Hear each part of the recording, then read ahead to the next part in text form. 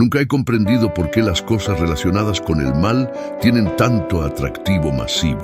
¿Has observado cuán populares son los entretenimientos que tratan sobre actividades paranormales o eventos sobrenaturales?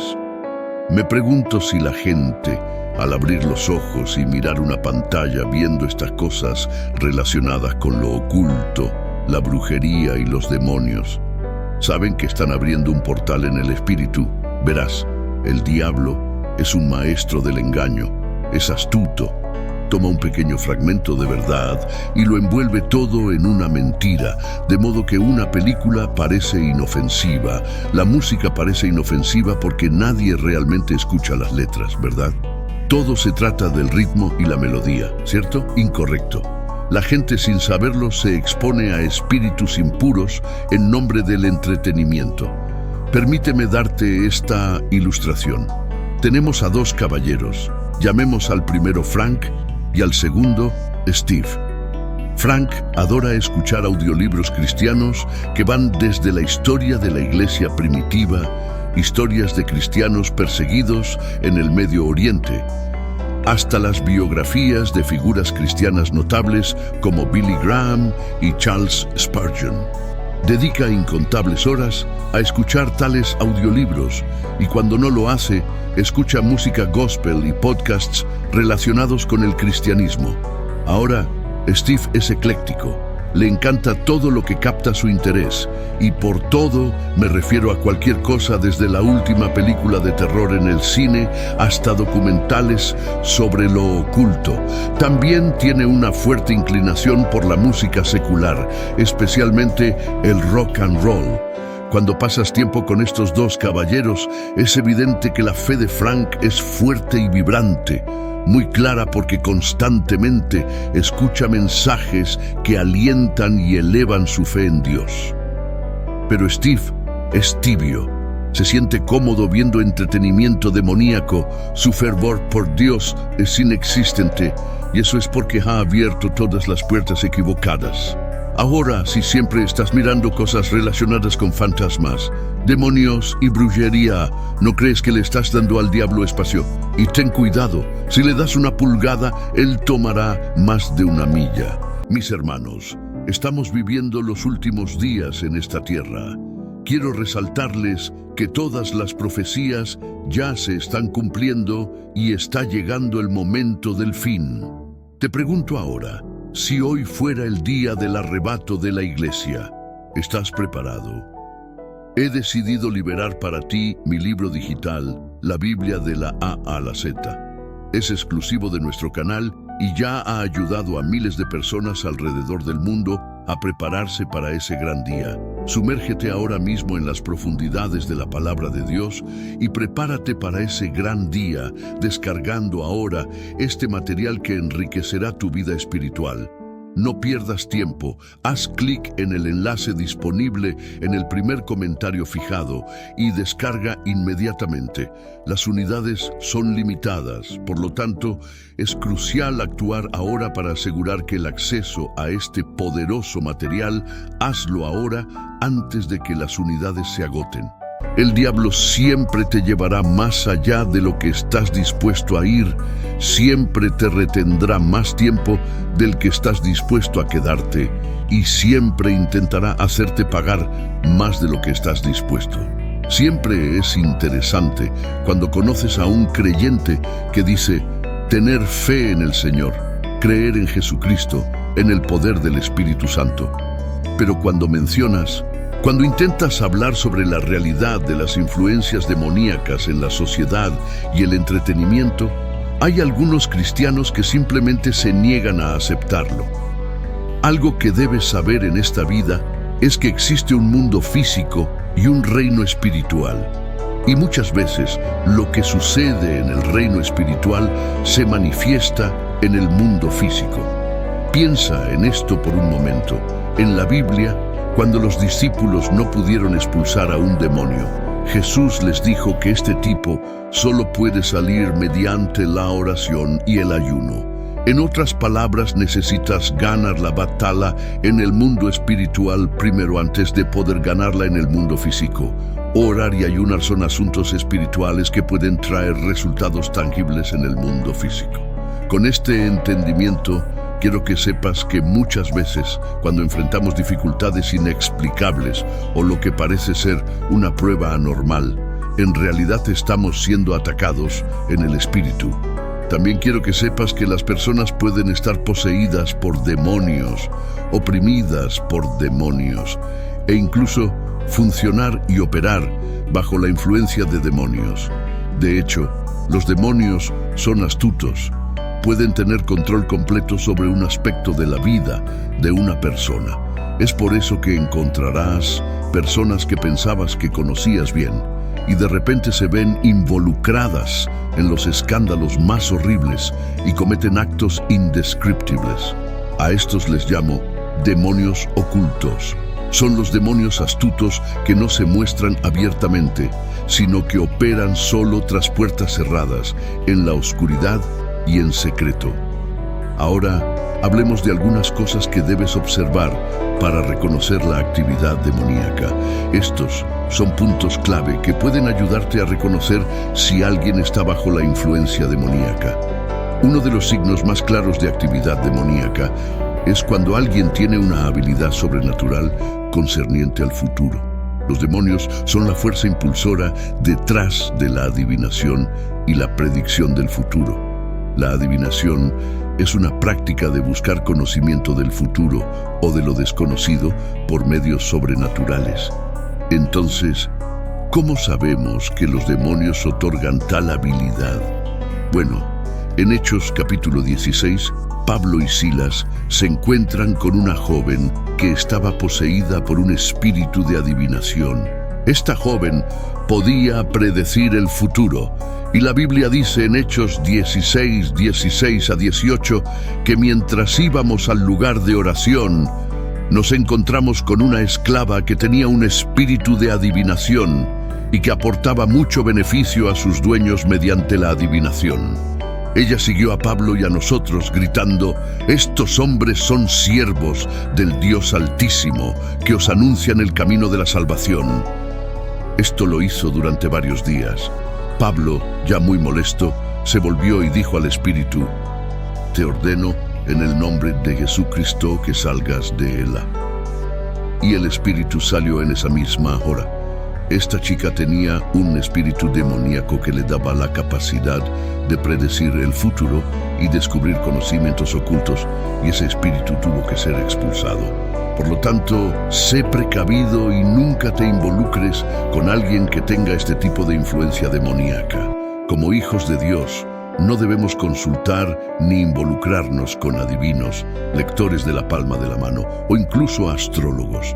Deuteronomio 18:10 declara explícitamente que entre ustedes no se encontrará nadie que haga pasar a su hijo o hija por el fuego, ni quien practique la adivinación, ni quien diga la fortuna, ni interprete augurios, ni un hechicero. Ahora, el segundo signo que podrías buscar para identificar si alguien está operando bajo un espíritu demoníaco es cuando esa persona es volátil e incontrolable. Esto es lo que ves cuando alguien está poseído por un demonio. A menudo son incontrolables, volátiles, parecen tener una fuerza sobrenatural y necesitan múltiples personas para ser restringidos. Marcos 5:24 dice que cuando Jesús salió de la barca, inmediatamente le salió al encuentro desde los sepulcros un hombre con un espíritu inmundo. Vivía entre los sepulcros y nadie podía atarlo, ni siquiera con cadenas, porque aunque había sido atado con grilletes y cadenas, desgarraba las cadenas y rompía los grilletes en pedazos. Nadie tenía la fuerza para someterlo. Observa cómo dice la Biblia que nadie podía atarlo, ni con cadenas ni grilletes.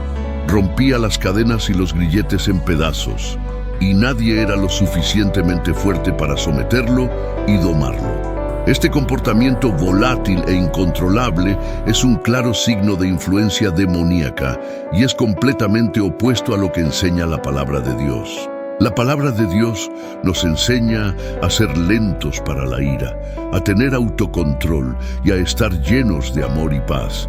Pero cuando entran los demonios, tienen un solo objetivo, y ese objetivo es causar estragos. Ahora, el tercer signo que debes tener en cuenta para reconocer la influencia demoníaca es cuando alguien, cuidado con las personas que afirman tener algún tipo de conocimiento secreto espiritual, inspirado por una entidad espiritual. Al escuchar a personas así, estás en un territorio peligroso, porque este es el ámbito de las enseñanzas falsas y las doctrinas erróneas. La Biblia dice en 1 Timoteo 4:1 que el Espíritu dice expresamente que en tiempos posteriores algunos abandonarán la fe, dedicándose a espíritus engañosos y enseñanzas de demonios. A menudo, las personas cometen el error de pensar que la posesión demoníaca implica violencia y ruidos extraños. Pero déjame decirte que la posesión demoníaca puede ser sutil, puede estar encubierta justo como el diablo se disfraza de ángel de luz. Una persona bajo la influencia del mal puede disfrazarse de ángel de luz, o pueden acercarse a ti bajo una falsa pretensión, pero en realidad ser un lobo en ropa de oveja. Necesitas estar en oración y lleno del Espíritu Santo para poder discernir. Las personas poseídas por demonios enseñarán doctrinas falsas. Nunca hablarán del puro evangelio de Jesucristo. Nunca predicarán ni enseñarán sobre el evangelio del arrepentimiento. La Biblia nos dice explícitamente que no creamos a todo espíritu, sino que probemos los espíritus para ver si provienen de Dios, pues muchos falsos profetas han salido al mundo. Como hombres y mujeres cristianos de Dios, debemos ser oyentes, observadores y lectores perspicaces. Solo puedes poner a prueba los espíritus cuando conoces la palabra de Dios y al Espíritu Santo. De esa manera podrás discernir lo que es verdadero y lo que es falso.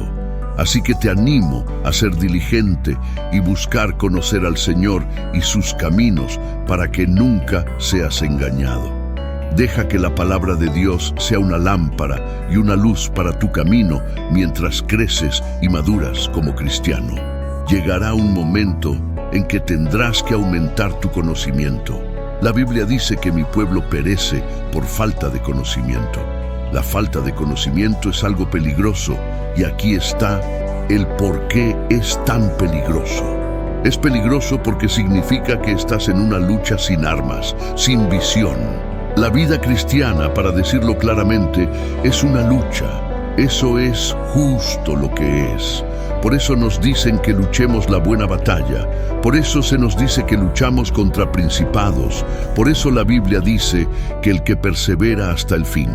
Leyendo entre líneas, esto me dice que cuando elijo seguir a Cristo, estoy enlistándome en su ejército, me estoy inscribiendo para luchar. Entonces, ¿cómo puedes estar en una pelea sin conocer a tu enemigo? ¿Cómo puedes estar en una batalla sin conocimiento sobre tus herramientas y los recursos que tienes para defenderte? La falta de conocimiento es lo que, desafortunadamente, destruye a demasiados cristianos. Así que, en este tema, me gustaría revelar algunas cosas sobre el enemigo, tu enemigo. Quiero que sepas con quién estás luchando, pero más importante aún, oro para que este mensaje avive tu espíritu y te prepare para la batalla. Y mientras comienzo, mantén este pensamiento en tu mente. Como hijo de Dios, estás luchando desde una posición de victoria. No estás luchando por la victoria, sino desde una posición de victoria, porque la batalla ya fue ganada por nuestro Señor y Salvador Jesucristo. Ahora existen jerarquías en el reino de las tinieblas. En la traducción amplificada de Mateo 12:26, la Biblia lee: si Satanás expulsa a Satanás, es decir, a sus demonios, se ha dividido contra sí mismo y se ha desunido. Entonces, ¿cómo puede mantenerse su reino en pie? Así que de este versículo entendemos que el diablo tiene un reino, que es el reino de las tinieblas. Este reino suyo está algo unificado en su oposición al reino de Dios.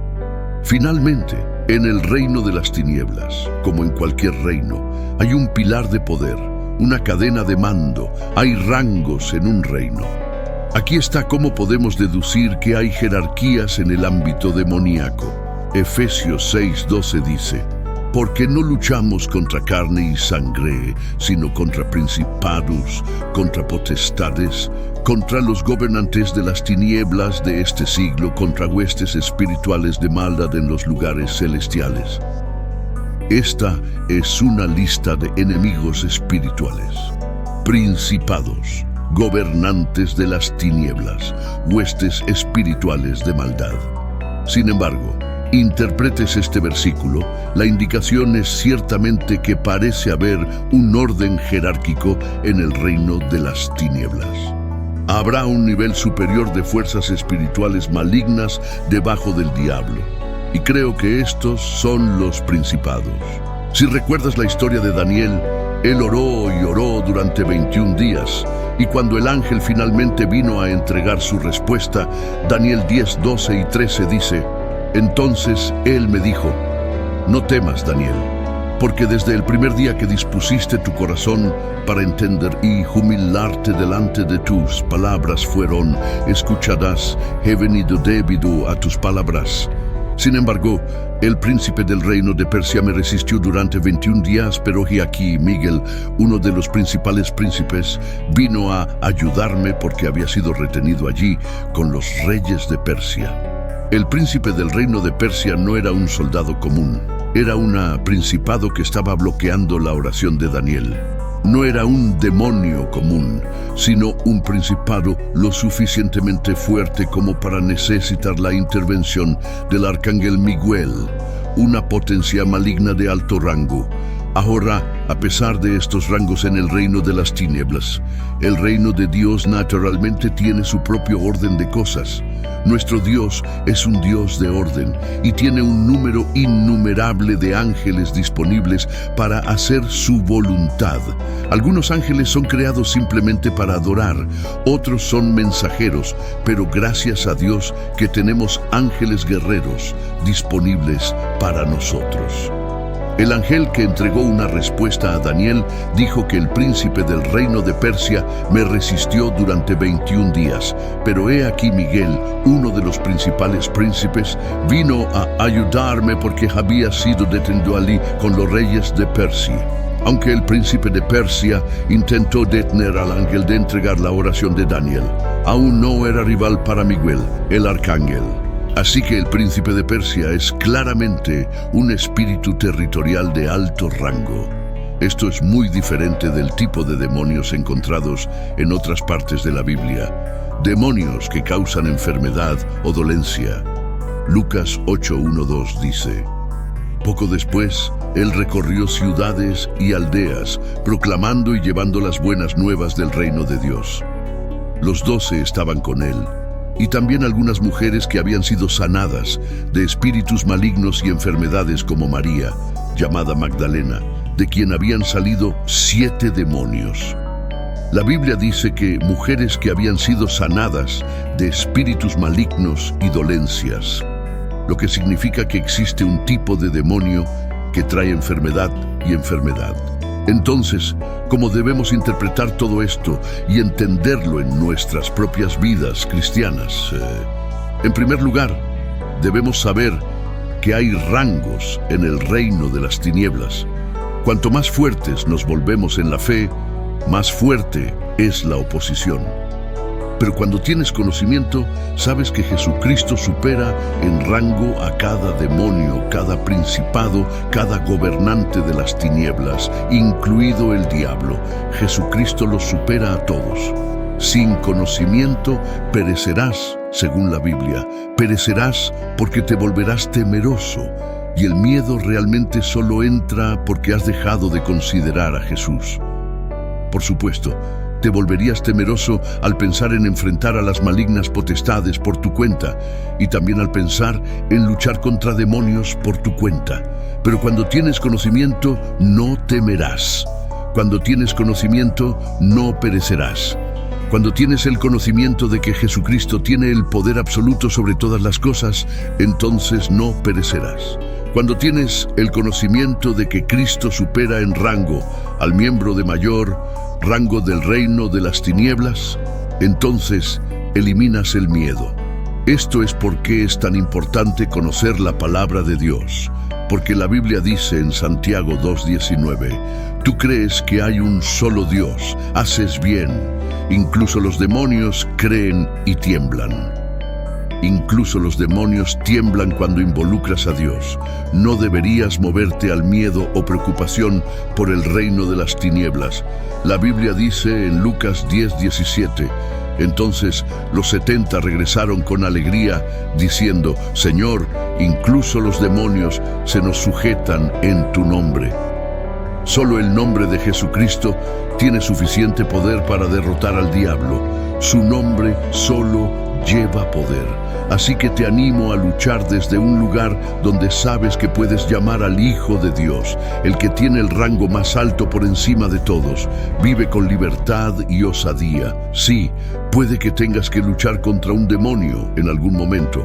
Puedes tener que luchar contra un gobernante de maldad en algún momento. Pero si Dios está con nosotros, ¿quién puede estar en contra de nosotros? Incluso el mismo diablo es un enemigo derrotado. Me gustaría terminar con unas palabras de lucha, un versículo que deberías conocer mientras luchas esta buena batalla de la fe. Lucas 10:19 dice, escucha cuidadosamente, te he dado autoridad que ahora posees para pisar serpientes y escorpiones, y la capacidad de ejercer autoridad sobre todo el poder del enemigo, Satanás, y nada te dañará de ninguna manera. Tenemos autoridad a través del nombre de Jesucristo. Tenemos autoridad a través de la sangre de Jesús, mediante la fe. Esta autoridad es lo que necesitamos ejercer, y ese es el tipo de conocimiento que debemos tener. Las puertas del infierno no prevalecerán porque tenemos conocimiento, tenemos el conocimiento de la autoridad que nos ha dado Cristo. Sabemos que estamos empoderados por Él, Espíritu Santo, para vencer al diablo. Sabemos que Dios tiene ángeles acampados alrededor de nosotros. Hay un perímetro divino protegiéndote a ti y a mí como hijos de Dios. En conclusión, si en algún momento de tu vida te encuentras bajo ataque, recuerda Efesios 6:10-12 que dice, por último, sé fuerte en el Señor y en el poder de su fuerza. Ponte toda la armadura de Dios para que puedas estar firme contra las acechanzas del diablo. Porque no luchamos contra carne y sangre, sino contra los gobernantes, contra las autoridades, contra los poderes cósmicos de esta oscuridad presente, contra las fuerzas espirituales del mal en los lugares celestiales. Los pecados más ocultos de Sodoma y Gomorra comienzan con estas dos ciudades en el libro de Génesis, durante la época de Abraham. Sodoma y Gomorra, conocidas por ser ciudades del pecado, son destruidas. En aquellos días, Sodoma y Gomorra prosperaban y florecían en la superficie, pero en secreto estaban llenas de maldad. Frecuentemente referidas como ciudades pecaminosas, nos hacen reflexionar profundamente sobre lo que está bien y lo que está mal, y sobre las consecuencias de nuestras acciones. La destrucción de Sodoma y Gomorra comenzó con una revelación. El pecado en estas ciudades se había vuelto tan grande que había alcanzado los cielos. Entonces el Señor dijo, el clamor de Sodoma y Gomorra es en verdad grande, y su pecado es extremadamente grave. Génesis 18:20. Este versículo resalta la diferencia entre saber algo y presenciarlo en primera persona. Por ejemplo, Dios sabe cuánto lo honramos y amamos, pero quiere que mostremos esto a través de nuestras acciones y servicio. De manera similar, la conversación entre Dios y Abraham sobre la justicia no es porque Dios necesite ser recordado de hacer lo correcto, sino más bien sobre Abraham entendiendo la naturaleza de la justicia. El versículo enfatiza que el clamor contra los pecados de Sodoma y Gomorra provocó la respuesta de Dios, resaltando la importancia de las acciones y su impacto visible. Imaginemos un tiempo antes del nacimiento de Isaac, el hijo largamente esperado de Abraham. Abraham, conocido por su fe inquebrantable y hospitalidad excepcional, presenta un contraste con los residentes de Sodoma y Gomorra.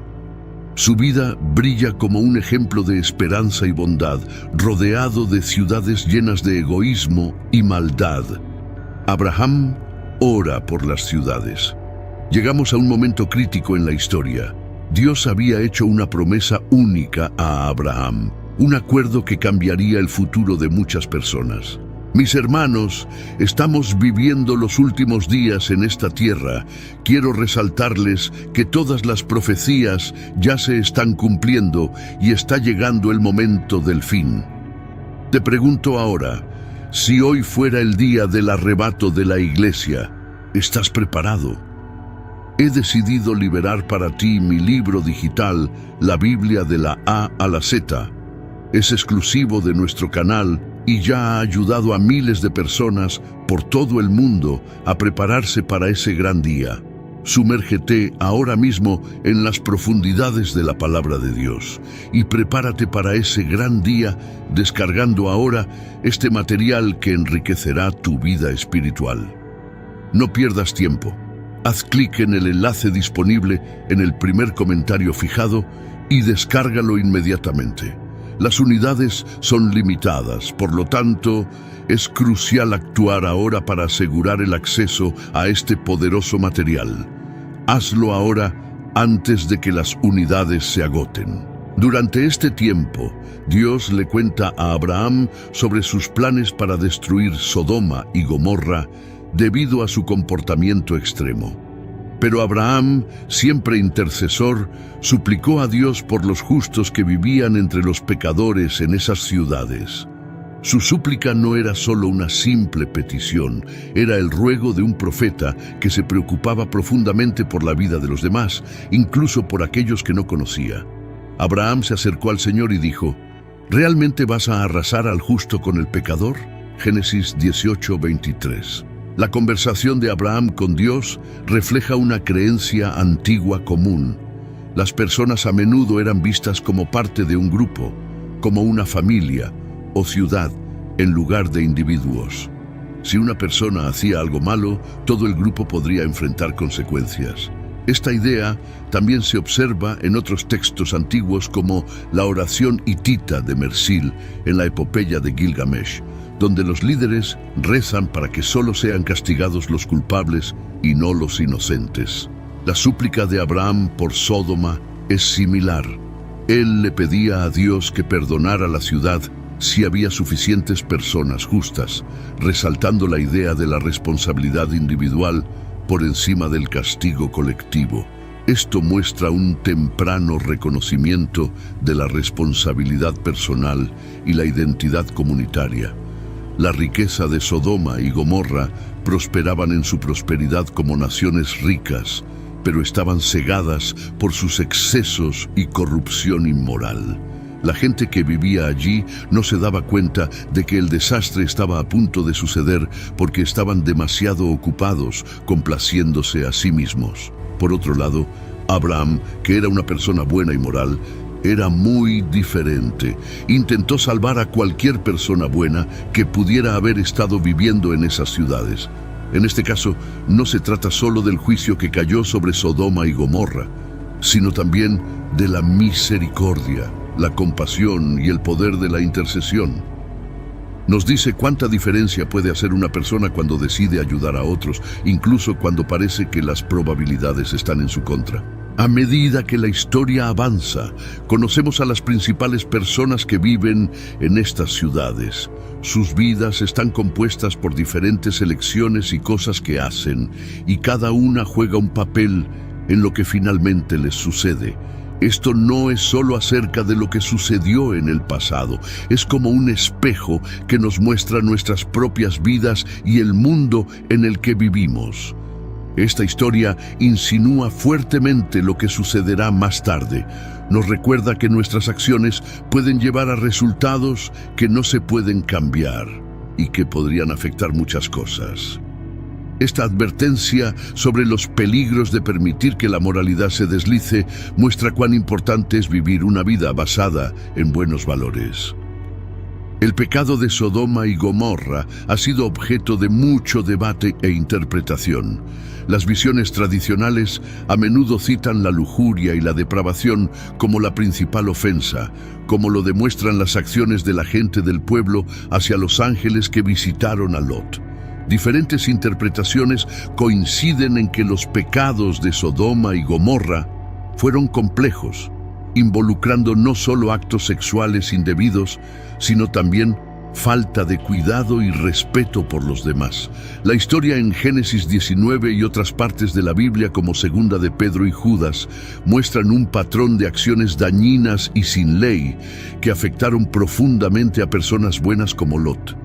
¿Cuáles eran exactamente estos pecados? El pecado principal de Sodoma y Gomorra fue una mezcla de problemas, incluyendo inmoralidad sexual, falta de hospitalidad, orgullo y violencia. Con todo esto, hay uno que se destaca y que a menudo se pasa por alto, y si te quedas hasta el final, entenderás por qué.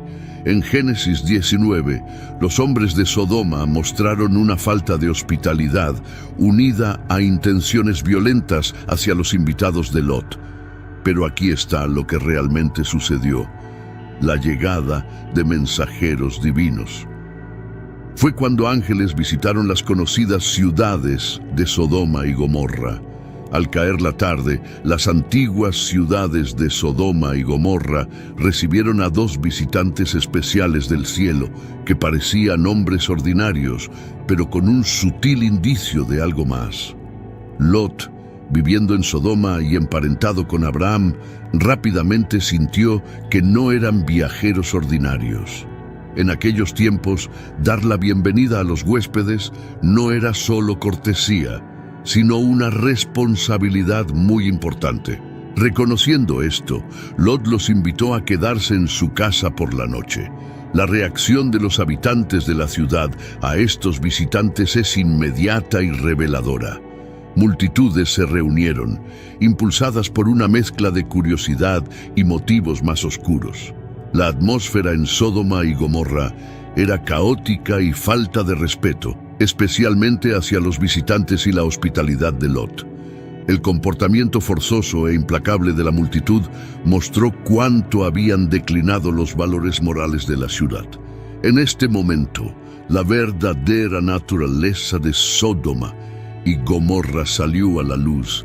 El texto bíblico, específicamente en Génesis 19, narra la intensidad de la situación, mostrando el conflicto entre la hospitalidad protectora de Lot y las intenciones agresivas de los hombres del pueblo. Esta tensión prepara el escenario para el juicio divino que seguirá.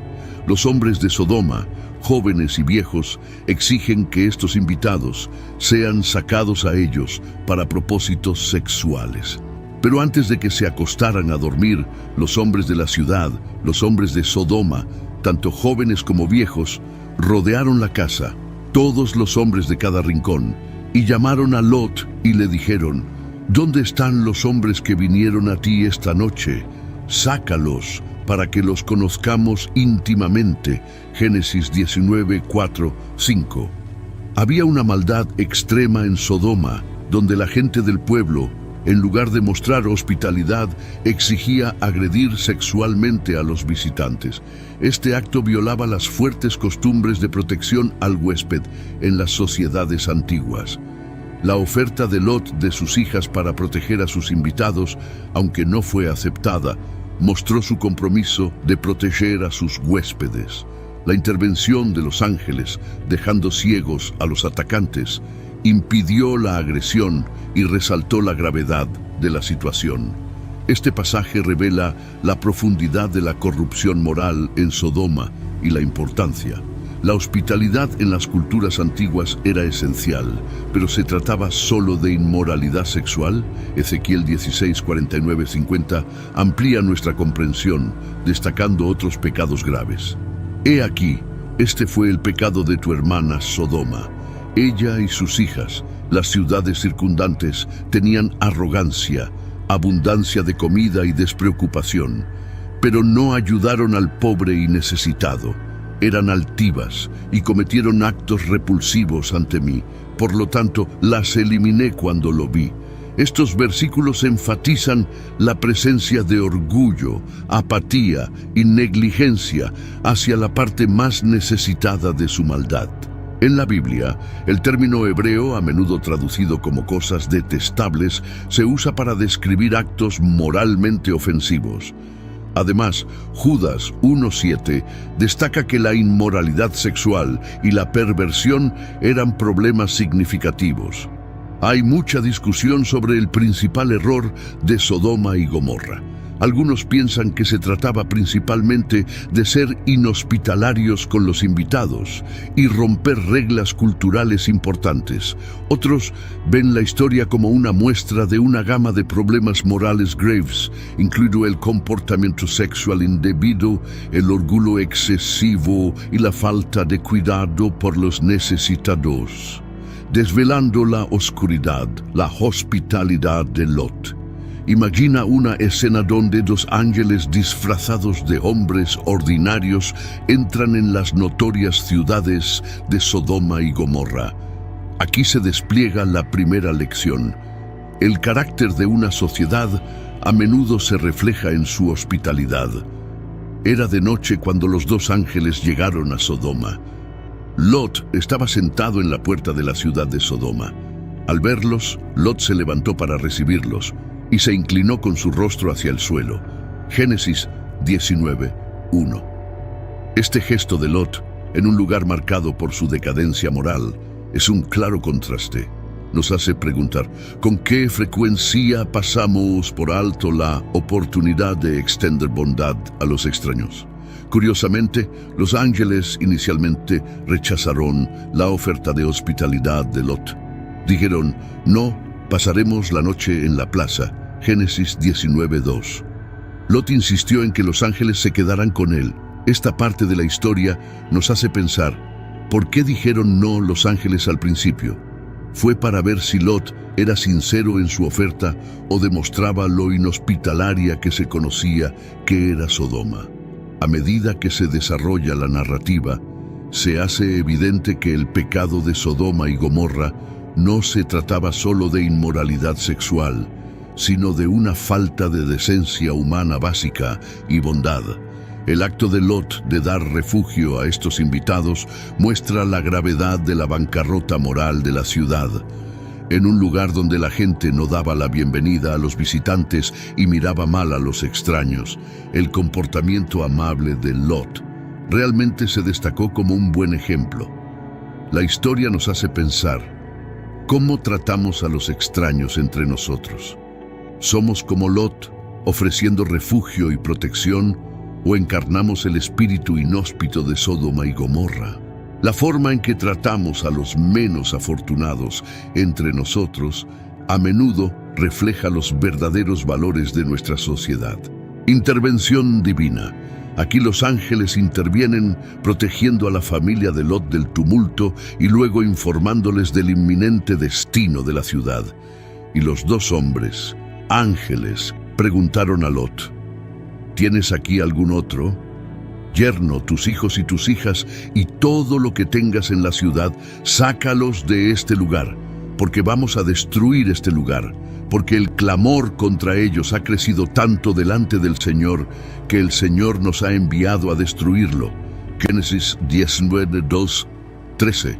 Esta declaración establece el escenario para una intensa narrativa de urgencia y escape en la que el sobrino de Abraham se encuentra en Sodoma y estos ángeles le instan urgentemente a reunir a su familia y huir. La urgencia es palpable en Génesis 19, versículo 15. Al rayar el alba, los ángeles instaron a Lot, diciendo, levántate, toma a tu mujer y a tus dos hijas que están aquí, no sea que perezcas en la maldad de la ciudad. A medida que avanza la historia, la cuenta regresiva hacia la destrucción de Sodoma y Gomorra comienza con el amanecer acercándose. El momento para que estas ciudades enfrenten sus consecuencias estaba cerca. Este inminente desastre es un momento en la historia que simboliza un juicio futuro más amplio. Cuando los ángeles advirtieron sobre la próxima destrucción, hubo una verdadera prisa para actuar rápidamente. Le dijeron a Lot que llevara a su familia y se fuera de inmediato porque la ciudad sería juzgada pronto. Pero lograr que su familia creyera y se fuera no fue fácil. Lot parecía un poco lento para moverse y sus yernos pensaron que bromeaba sobre el peligro. La lucha por hacer que su familia se fuera destaca lo difícil que puede ser dejar atrás lo que es familiar, incluso si es dañino. La ruta de escape no fue un paseo tranquilo, sino una carrera contra el tiempo. La urgencia estaba clara cuando los llevaron afuera. Uno de los ángeles dijo: «Escapa por tu vida, no mires atrás ni te detengas en toda la llanura. Escapa a las montañas, no sea que perezcas». La huida de la familia estuvo marcada por una sensación de urgencia, una huida de lo familiar a lo desconocido, de la comodidad a la supervivencia. Mientras huían, las ciudades detrás de ellos estaban siendo consumidas. Luego, el Señor hizo llover azufre y fuego sobre Sodoma y Gomorra desde el cielo, y destruyó esas ciudades y toda la llanura, junto con todos los habitantes y todo lo que crecía en el suelo. Este evento no fue solo un desastre natural, simbolizaba un juicio divino. La imagen de una ciudad envuelta en llamas y azufre es un recordatorio de las consecuencias de la decadencia moral y la desobediencia. Curiosamente, la decisión de Dios de salvar a Lot y a su familia fue influenciada por Abraham. Mientras las ciudades fueron finalmente destruidas debido a su maldad, Dios recordó la súplica de Abraham y salvó a Lot como un acto de misericordia hacia Abraham. La trágica suerte de la esposa de Lot, al escapar, miró hacia atrás a Sodoma y se convirtió en una columna de sal que sirve como una representación de las consecuencias de anhelar un pasado pecaminoso. Su transformación en sal, en medio de las columnas de sal de la región, es un recordatorio de este desastre. Jesús luego hace referencia a este evento en Lucas 17:32, advirtiendo contra dudar en medio del juicio de Dios. Abraham, por otro lado, es testigo del humo que se levanta de la ciudad, un momento que enfatiza el poder de sus oraciones que finalmente conducen a la salvación de Lot y su familia. Esta narrativa enfatiza la importancia de la obediencia y el impacto de la oración intercesora en tiempos de juicio. La narrativa no evita el perturbador desenlace que involucra a las hijas de Lot en la cueva donde se refugian, temiendo la extinción de su linaje familiar. Embriagan a su padre Lot para acostarse con él, lo que resulta en que ambas hermanas quedan embarazadas de él. Esta parte de la historia destaca el impacto generalizado y duradero que vivir en un entorno moralmente corrupto puede tener. Las acciones de las hijas de Lot pueden verse como moldeadas por el entorno negativo en Sodoma, donde probablemente aprendieron o se vieron afectadas por la maldad que veían a su alrededor. En el Nuevo Testamento, Sodoma y Gomorra adquieren un significado metafórico, simbolizando el juicio final en el fin de los tiempos. En 2 Pedro 2:6-8, la destrucción de estas ciudades sirve como una advertencia y ejemplo del juicio de Dios sobre una vida impía. Finalmente, en Apocalipsis, Sodoma se usa para representar la caída definitiva de un sistema mundial corrupto. Este es un potente ejemplo de cómo la justicia es ejecutada por medios divinos, conduciendo a la eliminación total del mal. Sodoma y Gomorra. Hoy en día, durante años, muchos eruditos dudaron de su existencia. Sin embargo, evidencia arqueológica ha apuntado desde entonces a su ubicación cerca del Mar Muerto. Estas ciudades formaban parte de un grupo conocido como las ciudades de la llanura y probablemente estaban situadas en las cercanías del Mar Muerto.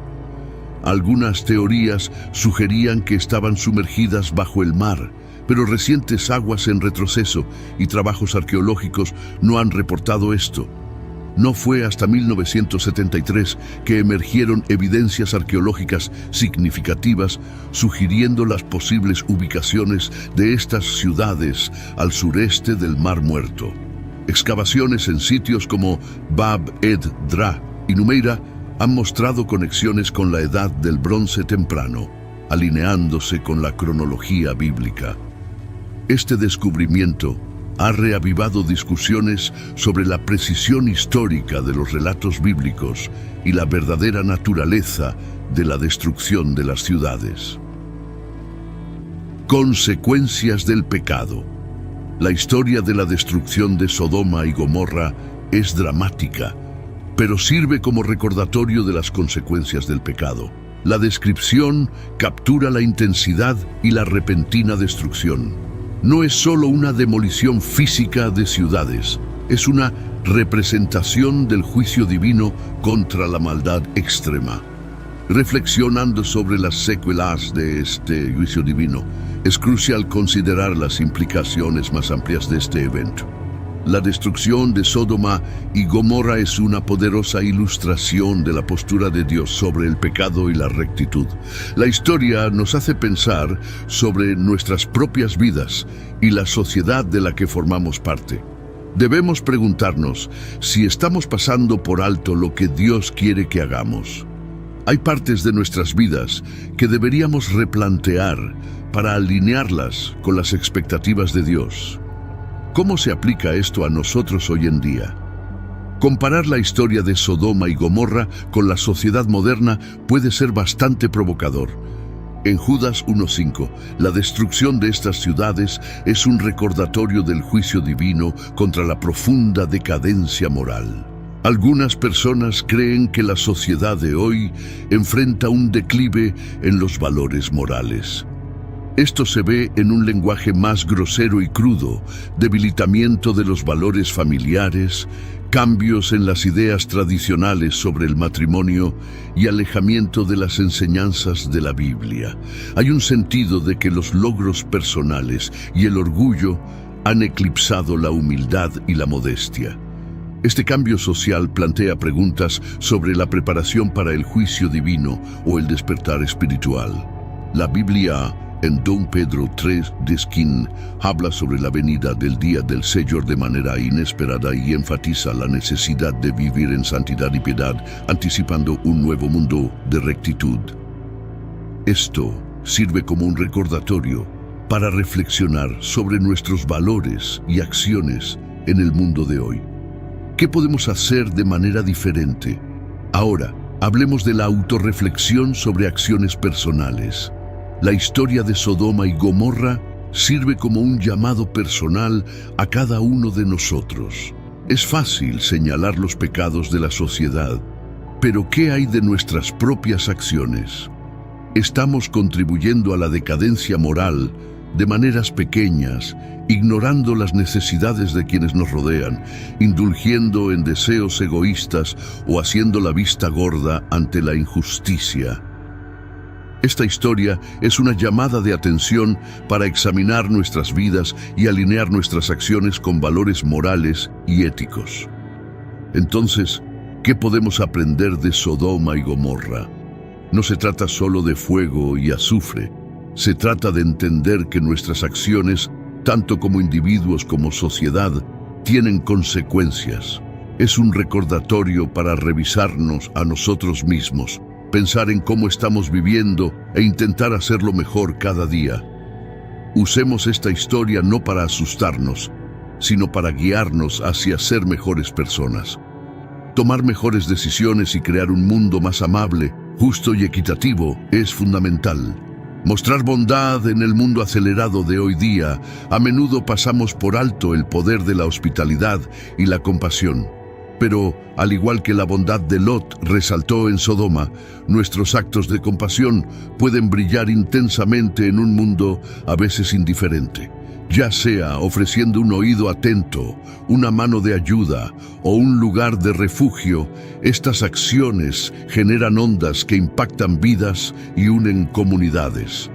Veamos la hospitalidad como el latido del corazón de una comunidad. La historia de Sodoma y Gomorra nos enseña que la salud moral de una comunidad se puede medir por cómo trata a sus invitados y miembros vulnerables. En contraste con la dureza de Sodoma, la hospitalidad de Lot revela un corazón preocupado por el bienestar ajeno. Él los recibió con brazos abiertos, entraron en su casa y preparó un banquete para ellos. Y cocinó pan sin levadura y comieron. Génesis 19:3. Aceptando las advertencias de Dios, la historia de Sodoma y Gomorra en la Biblia es una narrativa poderosa sobre las consecuencias de ignorar las advertencias de Dios. Pero, ¿cómo nos enseña la historia la importancia de estar receptivos a la orientación y mantener la conciencia espiritual en nuestra vida diaria? Aceptar las advertencias divinas puede manifestarse de diversas maneras. Podría ser atendiendo los sutiles impulsos de nuestra conciencia al tomar decisiones, escuchando el consejo de aquellos más sabios que nosotros o prestando atención a las lecciones aprendidas de experiencias pasadas. Se trata de ser conscientes del impacto de nuestras acciones en nosotros mismos y en los demás, y esforzarnos por vivir una vida honorable y justa. Consideremos los personajes de la historia y sus reacciones ante las advertencias de Dios. Los ángeles advierten a Lot sobre la destrucción inminente de Sodoma y Gomorra, y la respuesta de Lot es inmediata. Comprende la gravedad de la situación y actúa. Este es un momento crítico que subraya la importancia de alinearse con la orientación divina. ¿Cuál es la relevancia de esta historia en la vida contemporánea? En nuestro mundo acelerado, es fácil quedar envueltos en la búsqueda de lo material y descuidar nuestro bienestar espiritual. La historia de Sodoma y Gomorra nos recuerda permanecer espiritualmente atentos y escuchar la orientación que se nos brinda, ya sea a través de la escritura, la conciencia o las experiencias de vida. La conciencia espiritual no es solo sobre la observancia religiosa, es estar en sintonía con las implicaciones morales y éticas más profundas de nuestras acciones. Se trata de reconocer las señales y advertencias en nuestras vidas y tomar medidas proactivas para alinearnos con el camino de la rectitud y la compasión. ¿Cómo resistimos esta decadencia moral? Comienza con la autoconciencia. Debemos examinar constantemente nuestras acciones e intenciones, preguntándonos si estamos contribuyendo positivamente a nuestra comunidad. Pasos prácticos incluyen el voluntariado y ser conscientes de nuestro consumo. Se trata de vivir una vida que valora la empatía y la bondad sobre el egoísmo y la indiferencia.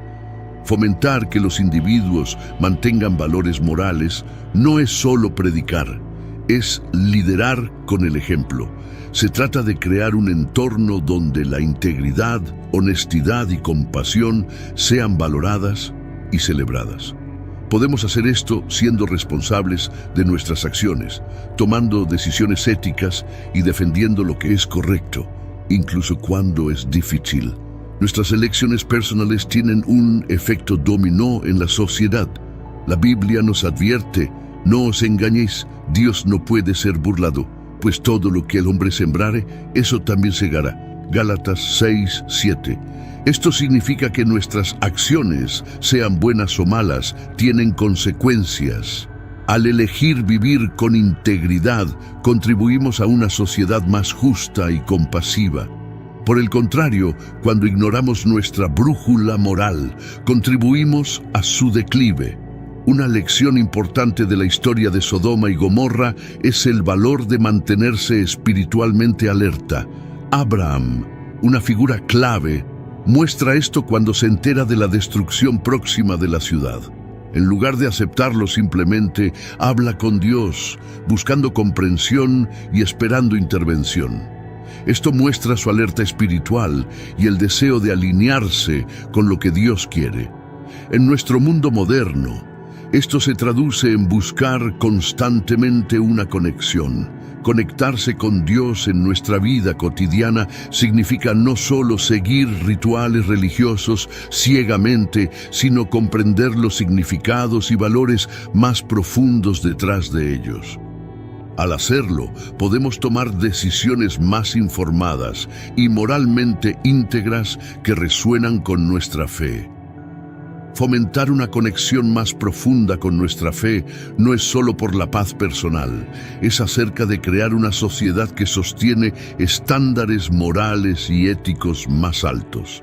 La gente de Sodoma y Gomorra carecía de esta conexión, lo que llevó a su caída definitiva.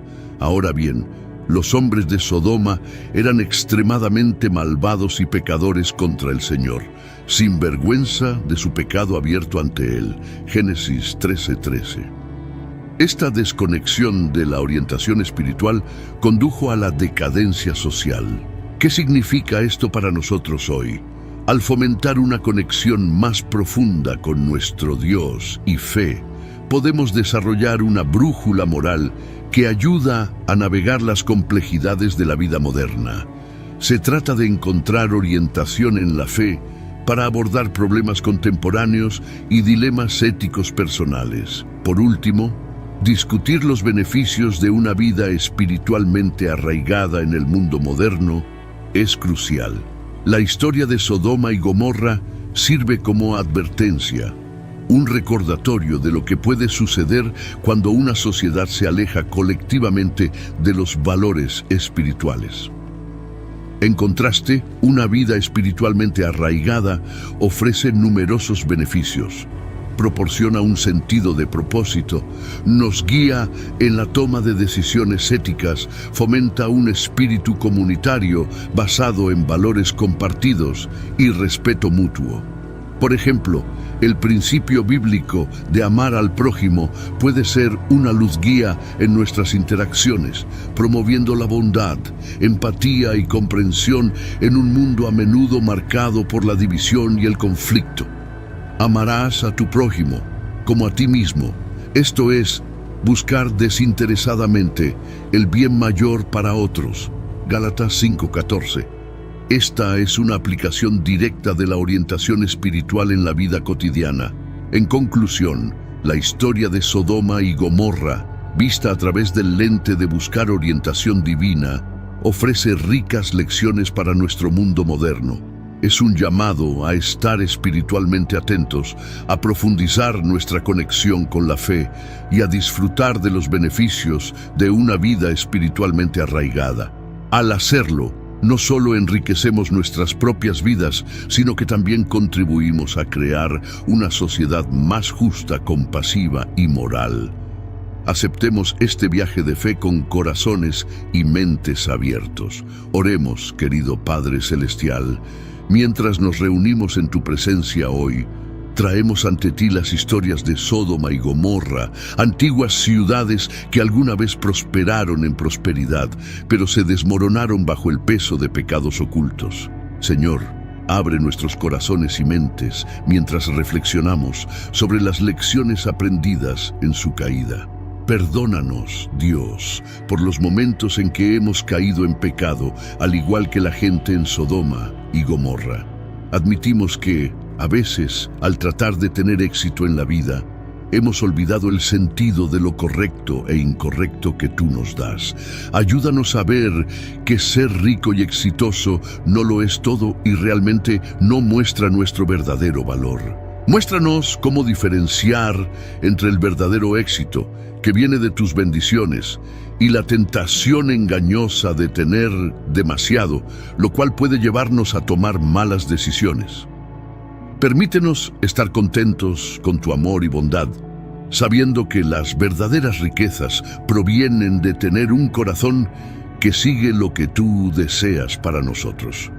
Señor, confesamos los susurros ocultos de pecado que puedan persistir en nuestras vidas Ilumina esos rincones secretos donde albergamos pensamientos, acciones e intenciones contrarias a tu voluntad divina. Otorganos la fuerza para enfrentar y superar estos pecados ocultos, empoderándonos para caminar en la luz de tu verdad. Pedimos valentía como Lot, que tuvo que vivir una vida buena en un lugar donde la gente hacía el mal. En nuestras vidas cotidianas, cuando estamos rodeados de cosas que podrían llevarnos a tomar decisiones equivocadas, danos el poder de permanecer fieles a hacer lo correcto. Ayúdanos, Dios, a evitar las cosas que intentan atraparnos y sacarnos del camino que deseas que sigamos. Señor, cuando las malas influencias intenten sobrepasar tu voz en nuestros corazones, ayúdanos a escuchar lo que nos estás diciendo. Protégenos de las cosas dañinas que aprovechan nuestros deseos secretos y nos tientan. Haznos más fuertes en nuestra decisión de hacer lo correcto, incluso cuando es difícil y enfrentamos problemas. Al navegar por las complejidades de nuestro mundo moderno, ayúdanos a abrazar la intervención divina que ofreces. Que seamos receptivos a tus advertencias, discerniendo las consecuencias de nuestras acciones antes de que sea demasiado tarde.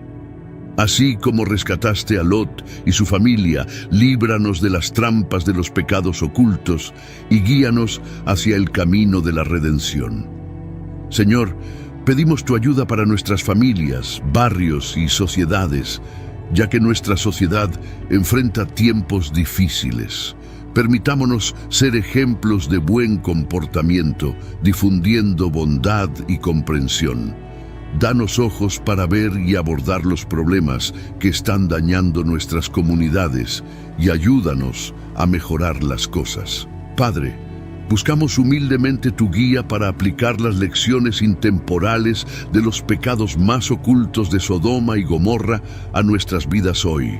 Al reflexionar, renueva nuestros corazones, fortalécenos y concédenos la gracia de vivir en alineación con tu voluntad divina. Ofrecemos esta oración en el nombre de tu Hijo Jesucristo, nuestro Salvador. Amén. Pregunta: ¿alguna vez has reflexionado sobre los malos hábitos o errores que podrías no notar y que están influyendo en tu vida, similares a los pecados secretos presentes en las ciudades malvadas de Sodoma y Gomorra? El censo de David, la historia del rey David tomando un censo y Dios enojándose por ello, es bastante desconcertante. Es como uno de esos momentos en los que te preguntas por qué contar personas haría enojar a Dios. Vamos a adentrarnos en la historia y ver si podemos entenderlo. Comenzamos en 2 Samuel 24:1, que nos dice nuevamente que la ira del Señor se encendió contra Israel y lo incitó contra ellos diciendo: «Ve y toma un censo de Israel y de Judá». Pero luego hay un giro en 1 Crónicas 21:1, donde dice que Satanás, el adversario, se levantó contra Israel e incitó a David a contar la población de Israel. Ahora eso es confuso, ¿verdad? ¿Fue Dios o Satanás? Aquí es donde llegamos a la idea de que a veces Dios permite que Satanás actúe por sus propios propósitos. Es como cuando un maestro deja que un estudiante travieso cometa un error para que pueda aprender una lección. Dios puede usar incluso las acciones de Satanás para enseñar disciplina o refinar a su pueblo. Parece que eso es lo que sucedió con David, así que David decide contar al pueblo de Israel y de Judá. Pero aquí está el truco. En esos tiempos, un rey solo contaba lo que le pertenecía. Israel no pertenecía a David, pertenecía a Dios. Contar al pueblo sin el mandato de Dios era como decir: estas personas son mías, no de Dios. Mostraba orgullo y falta de confianza en Dios. Ahora puede que te preguntes, ¿cuál es el problema con un censo? Bueno, en Éxodo 30:12, Dios le dijo a Moisés la forma correcta de tomar un censo. Cada persona contada tenía que pagar un rescate para evitar una plaga. Esto era para reconocer que todos pertenecían a Dios. David no siguió esta regla, contó al pueblo como si fueran suyos. Después del censo, David se dio cuenta de que había ofendido a Dios. Dijo en 2 Samuel 24:10, «He pecado grandemente en lo que he hecho. Ahora, oh Señor, te ruego que quites el pecado de tu siervo, porque he hecho muy neciamente». David sabía que había cometido un gran error. Luego viene la parte difícil. Dios le da a David 3 opciones de castigo: 3 años de hambre, 3 meses de huida de los enemigos o 3 días de plaga. David elige la plaga, confiando en la misericordia de Dios sobre la del hombre. Pero, ¿por qué Dios castigaría a toda la nación por el error de David? Esa es una pregunta difícil. David incluso preguntó esto en 2 Samuel 24:17, cuando vio al ángel que estaba golpeando al pueblo, habló al Señor y dijo: «Yo solo he pecado y he hecho mal, pero estas ovejas, ¿qué han hecho? Que tu mano sea contra mí y contra la casa de mi padre». Este versículo nos recuerda que las acciones de un líder pueden tener efectos generalizados. Quizás también fue una lección para el pueblo sobre las consecuencias del pecado, tanto personales como colectivas. Luego viene un momento de misericordia. Incluso en su ira, el amor de Dios brilla a través de 2 Samuel 24:16. Cuando el ángel estaba destruyendo la tierra, Dios sintió compasión y dijo: «Basta ya, retira tu mano». Esto muestra que incluso en el castigo, Dios, el corazón es conmovido por el amor y la misericordia. Entonces, ¿qué podemos aprender de esta historia primero? Es un recordatorio de que Dios es soberano. Él está en control incluso cuando las cosas parecen confusas o difíciles. Segundo, muestra la importancia de la humildad y la obediencia. El orgullo de David llevó a una consecuencia severa, no solo para él, sino para toda la nación. Y finalmente, es una poderosa lección sobre la misericordia de Dios. Incluso cuando disciplina, lo hace con un corazón compasivo. En el Salmo 18:30 leemos: «En cuanto a Dios, perfecto es su camino. Acrisolada es la palabra del Señor, escudo es a todos los que en Él confían». A pesar de que David fue un gran rey, tuvo defectos como padre. La historia del rey David y sus hijos estuvo llena de eventos dramáticos y consecuencias dolorosas. Es una historia que va más allá de la narrativa habitual de heroísmo y victoria, adentrándose en el ámbito de la dinámica familiar, las fallas personales y el severo juicio de Dios. Recuerda a Amnón, el hijo de David. Cometió un terrible pecado al violar a su media hermana Tamar, quien también era hermana completa de Absalón. David, al enterarse, estaba furioso, pero no tomó ninguna medida contra Amnón. Esta inacción desencadenó una serie de eventos que tendrían consecuencias devastadoras. Absalón, ardiente de ira y probablemente sintiéndose traicionado por la falta de acción de su padre, eventualmente asesinó a Amnón. Luego, Amnón desarrolló un odio extremo hacia Tamar, ya que su odio hacia ella era mayor que el amor que le tenía. Amnón le dijo: «Levántate y vete». Pero ella respondió: «No, pues es mayor este mal que el otro que me has hecho, echándome». Pero él no quiso escucharla. En cambio, llamó a su criado personal y le dijo: «Echa fuera a esta de mi presencia y cierra la puerta tras ella». Tamar llevaba puesto un manto de diversos colores, pues así vestían las hijas vírgenes del rey. El criado de Amnón la sacó fuera y cerró la puerta tras ella. Entonces Tamar se puso ceniza sobre la cabeza, rasgó su manto de diversos colores que llevaba puesto, puso las manos sobre la cabeza y se fue gritando. Su hermano Absalón le dijo: «Ha estado contigo tu hermano Amnón, pero cala ahora, hermana mía, es tu hermano, no se angustie tu corazón por esto». Y Tamar se quedó en casa de su hermano Absalón, estando desolada. Cuando el rey David se enteró de todas estas cosas, se enojó mucho, pero no tomó ninguna medida. Sin embargo, Absalón no habló con Amnón ni bien ni mal. porque Absalón aborrecía a Amnón por haber violado a su hermana Tamar. Como padre, imagina cómo te sentirías si tal caos e injusticia se estuvieran desarrollando dentro de tu propia familia. Te quedarías de brazos cruzados. El fracaso de David al disciplinar a Amnón no solo permitió que la injusticia quedara sin resolver, sino que también envió un mensaje a sus otros hijos de que tales actos podrían quedar impunes. Es como decirles a tus hijos que está bien hacer lo incorrecto y que no habrá consecuencias. Pero eso no es todo. Cuando Absalón regresó después de matar a Amnón, David aún agravó sus errores. En lugar de lidiar con la situación, David aisló a Absalón, creando aún más resentimiento y división. Absalón quedó sumido en su ira y dolor, lo que finalmente lo llevó a conspirar contra su propio padre. ¿Puedes ver el efecto dominó de la inacción de David? Es como una pequeña grieta en una represa que eventualmente conduce a un colapso catastrófico. Al no abordar los pecados de sus hijos, David no solo falló como padre, sino también como rey. Su negligencia tuvo repercusiones que trascendieron a su familia. Afectó a toda la nación de Israel. Esta historia es un recordatorio de las consecuencias de la negligencia y la importancia de abordar las malas acciones, especialmente dentro de nuestras propias familias. Todos los padres están llamados a guiar a sus familias con amor, disciplina y sabiduría. Descuidar esta responsabilidad puede llevar al caos, no solo en nuestros hogares, sino también en la comunidad en general. Las consecuencias de las acciones o inacciones de David fueron temidas.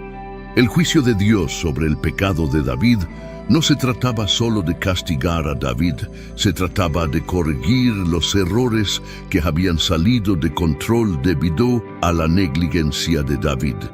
Fue una corrección dolorosa pero necesaria, y Dios se preocupa profundamente por cómo criamos a nuestros hijos y cómo manejamos la injusticia. Entonces, ¿qué podemos aprender de la historia de David y su negligencia como padre? Primero, es un llamado a ser proactivos en el abordaje de las malas acciones, especialmente dentro de nuestras propias familias. No es suficiente enojarse por el pecado, debemos tomar medidas para corregirlo. Segundo, es un recordatorio de que nuestras acciones o falta de ellas pueden tener consecuencias de largo alcance. Debemos ser cuidadosos en cómo manejamos los desafíos y conflictos que surgen en nuestras vidas. Y finalmente, la historia de David nos enseña sobre la naturaleza del juicio de Dios. No es cruel, está arraigado en su perfecta comprensión de la justicia y su deseo de rectitud y sanidad. Incluso en su juicio, el objetivo final de Dios es la restauración y la reconciliación. El castigo de David no fue solo para él, fue un mensaje para todos. Recuerda, David era un rey ungido por Dios, un modelo a seguir. Sus acciones tuvieron un gran impacto, así que cuando pecó cometiendo adulterio con Betsabé y luego planeó matar a su esposo, no fue solo una falla personal, fue un escándalo público, una traición a la confianza de Dios y un mal ejemplo para el pueblo que lideraba. Esta historia, como muchas en la Biblia, puede dejarnos con preguntas, pero también nos enseña a confiar en los caminos perfectos de Dios, incluso cuando no los entendemos completamente. Sus planes siempre son para nuestro bien, incluso cuando involucran disciplina o corrección. Así que la próxima vez que te sientas desconcertado por algo en la Biblia o en la vida, recuerda el censo de David. Nos recuerda que los caminos de Dios son más altos que los nuestros y que sus planes, incluso cuando implican juicio o disciplina, están arraigados en su amor perfecto y soberanía. Cuando pensamos en Dios y su juicio, es fácil confundirse. ¿Cómo puede un Dios amoroso, aquel del que escuchamos tan a menudo, ser el mismo Dios que juzga a su pueblo, a veces incluso severamente? Esta pregunta se ha hecho innumerables veces y es válida. Comencemos pensando en quién es Dios, La Biblia nos habla mucho sobre su carácter. Se le describe como amoroso, justo, misericordioso, grácil, santo y soberano, entre muchas otras cosas. Dios es todas estas cosas al mismo tiempo, todo el tiempo. Es importante recordar esto cuando intentamos comprender sus acciones, incluidos sus juicios. Entonces, ¿por qué Dios juzga a las personas que ama? Es un poco como preguntar por qué los padres disciplinan a sus hijos. Los padres aman a sus hijos, ¿verdad? Pero a veces tienen que corregirlos, establecer límites e incluso castigarlos cuando hacen algo mal. No es porque disfruten haciéndolo o porque quieran lastimar a sus hijos, es porque quieren lo mejor para ellos. Saben que entender lo correcto de lo incorrecto, aprender de los errores y enfrentar las consecuencias son parte de crecer y convertirse en personas responsables y buenas. De manera similar, el juicio de Dios es parte de su amor. No se trata de que sea un castigador enojado, sino de ser un padre amoroso que quiere lo mejor para sus hijos. Cuando Dios juzga, a menudo es para corregirnos, para devolvernos al camino correcto y para enseñarnos lecciones valiosas. Tomemos, por ejemplo, la historia de Israel en el libro de Amós. Dios juzga a Israel por sus pecados y su injusticia, pero su deseo final es que se arrepientan y se vuelvan a Él. El juicio de Dios no es cruel, está arraigado en su amor y deseo de restauración para sus hijos. Dios dice a Israel: envié sobre ustedes plagas como las de Egipto, maté a sus jóvenes con espada y capturé sus caballos. Hice que el hedor de su campamento llegara a sus narices, pero no se han vuelto a mí en arrepentimiento, dice el Señor. Amós 4:10. Suena severo, ¿verdad? Pero necesitamos ver el contexto. Israel se había alejado de Dios, desobedeciendo sus mandamientos e ignorando sus enseñanzas. El juicio de Dios fue una llamada de atención, una medida drástica para hacer que su pueblo regresara a Él. Es como cuando un niño corre hacia la calle y los padres gritan para detenerlo. El grito puede asustar al niño, pero los padres lo hacen para protegerlo, no para dañarlo. Los juicios de Dios en la Biblia a menudo sirven a un propósito similar: protegernos de alejarnos demasiado y devolvernos a la seguridad, de vuelta a Él. Dios es justo y santo, lo que significa que no puede ignorar el pecado. El pecado, por su propia naturaleza, está en contra de todo lo que Dios representa. Si Dios ignorara el pecado de David, no sería justo. Y si Dios no fuera justo, no sería Dios. Por lo tanto, cuando Dios juzga, también se trata de mantener la justicia y la rectitud. Sin embargo, el juicio de Dios siempre está templado con misericordia y gracia. No nos trata según merecen nuestros pecados. Salmo 103:10. Es paciente con nosotros, dándonos oportunidades para volver a Él.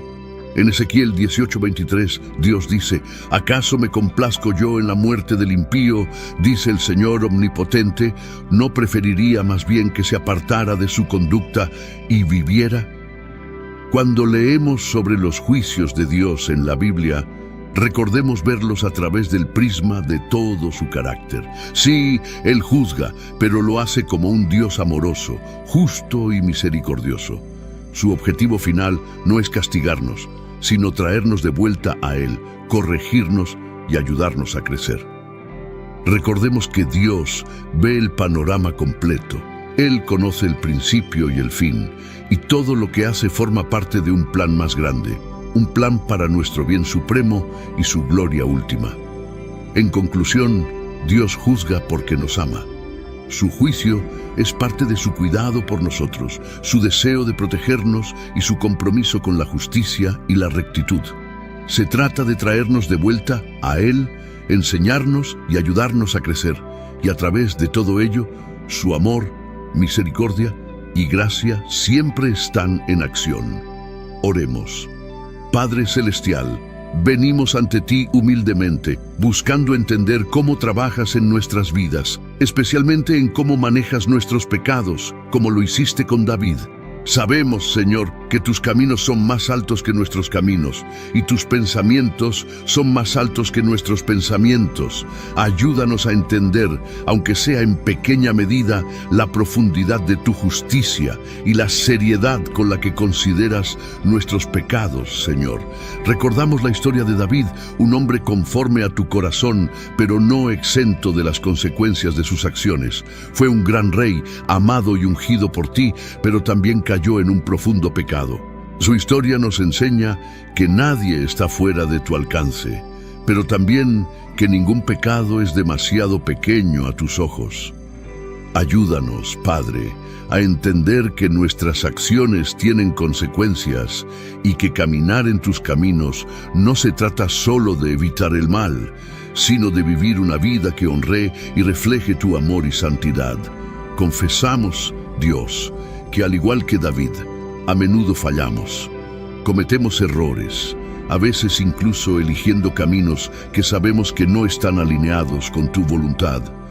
Perdónanos, Señor, por las veces que hemos pecado contra ti en pensamiento, palabra y acción. Así como extendiste gracia a David cuando se arrepintió, te pedimos tu perdón y misericordia en nuestras vidas. Crea en nosotros un corazón limpio, oh Dios, y renueva un espíritu recto dentro de nosotros, como David oró en el Salmo 51. También oramos por la fuerza para enfrentar las consecuencias de nuestras acciones con gracia y fe cuando somos disciplinados. Ayúdanos a recordar que es por tu amor y deseo, por nuestro bienestar, que nos permites enfrentar los resultados de nuestras elecciones, que estas experiencias nos acerquen más a ti, refinen nuestro carácter y nos guíen por el camino de la rectitud. Señor, en tu juicio también vemos tu misericordia. No abandonaste a David y no nos abandonas a nosotros. Eres un Dios de segundas oportunidades, siempre dispuesto a perdonar y restaurar. Ayúdanos a abrazar tu perdón plenamente, sabiendo que aunque nuestros pecados sean como escarlata, serán blancos como la nieve a través de Jesucristo, nuestro Salvador. Mientras reflexionamos sobre la vida de David, aprendamos de sus errores y su amor por ti. Inspíranos a buscarte con todo nuestro corazón, a caminar en tus caminos y a vivir vidas que te sean agradables. Que como David, seamos conocidos por nuestro amor por ti, a pesar de nuestras imperfecciones. También oramos por aquellos entre nosotros que pueden estar luchando con culpa y vergüenza debido a pecados pasados. Recuérdales, Padre, que no hay condenación para los que están en Cristo Jesús. Ayúdalos a saber que tu amor y perdón están disponibles para ellos, como lo estuvieron para David. Enséñanos a ser humildes, reconociendo nuestra necesidad de tu guía y sabiduría cada día. Ayúdanos a depender de tu fuerza y no de la nuestra para tomar decisiones que te honren y ser una luz en este mundo, reflejando tu amor y gracia. Finalmente, Señor, te pedimos el valor para enfrentar cada día con confianza en tu amor y perdón. Que vivamos en la libertad que proviene de saber que somos perdonados y amados por ti. Ayúdanos a extender ese mismo amor y perdón a los demás, recordando que también nosotros hemos sido perdonados mucho. En el nombre de Jesús, oramos. Amén.